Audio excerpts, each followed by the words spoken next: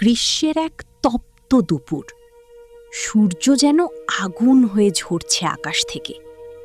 চারপাশ নিস্তব্ধ, পাখিরাও ক্লান্ত। এই নিস্তব্ধতার মাঝেই একটি কাক উড়ছে ধীরে, ক্লান্ত ডানায়।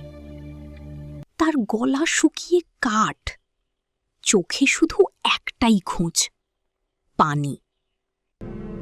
সে উড়ে যায় মাঠের পর মাঠ, নদীর পাড়, শুকনো খাল, কিন্তু কোথাও নেই এক ফোঁটা জল। হাল ছেড়ে দেওয়ার ঠিক আগেই তার চোখে পড়ে একটি পুরনো মাটির কলসি। কাকটি দ্রুত নেমে আসে, কলসির মুখে উকি দেয়।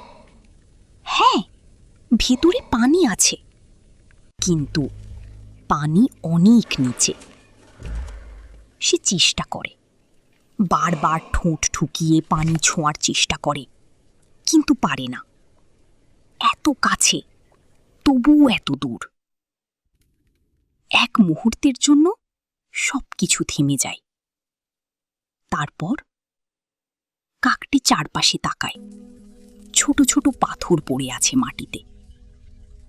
হঠাৎ তার চোখে জ্বলে ওঠে এক বুদ্ধির ঝলক। সে একটি পাথর তুলে নেয়, ফেলে দেয় কলসির ভেতরে। আরেকটি, আরেকটি। প্রতিটি পাথরের সাথে পানি একটু একটু করে উপরে উঠতে থাকে। ক্লান্তি আছে, কিন্তু হাল ছাড়া নেই। অবশেষে পানি পৌঁছে যায় তার নাগালে। কাকটি ধীরে ঠোঁট ডুবিয়ে পানি পান করে, জীবন ফিরে পায়। কখনো কখনো শক্তি নয়, বুদ্ধি আমাদের বাঁচায়, আর ধৈর্য সেটাই পথ দেখায়। তাই আমাদের উচিত বুদ্ধি আর ধৈর্য দিয়ে সব কাজ করা।